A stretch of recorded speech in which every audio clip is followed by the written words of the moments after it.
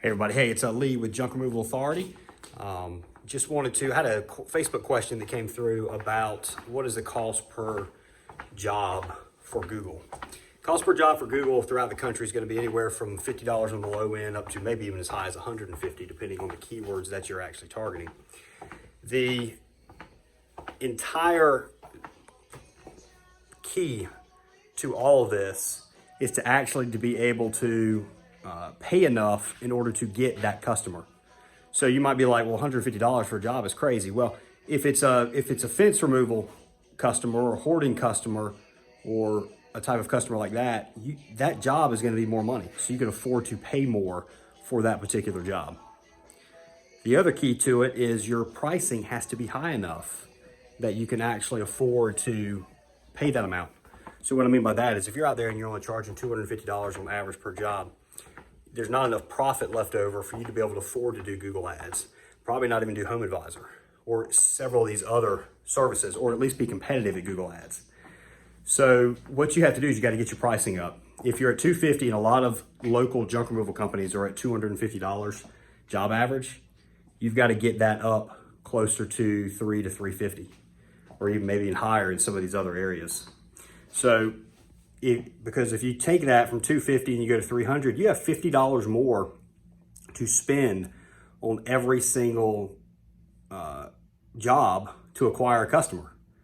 So when you get that $50 extra from the current customer you're working with, you now have $50 more you can spend to get your next customer. If you raise it from $250 to $350, you now have $100 more. So if you want to build a sizable business, one where you're not always on the truck, one where you have multiple crews running, where you can bring in a good income every single year, you're going to have to get your prices up. Now, the same where you've been getting your customers from, if it's mainly Craigslist or Facebook Marketplace or some of those other cheaper methods, you have cheaper customers.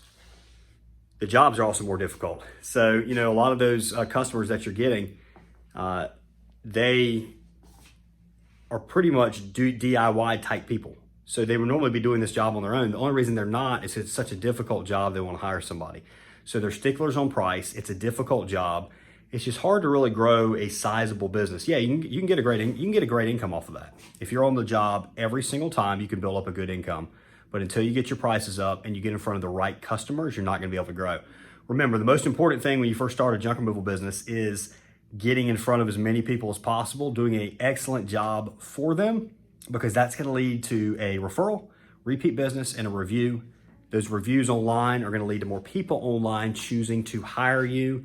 You're going to make more money, and before you know it, you got that business that's running extremely nice. So get your pricing up.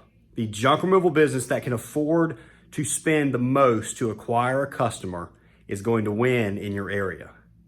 So if you can't afford to spend $120 for a customer because you're not charging enough, and your competitor can, because College Hunks got junk, they can afford it.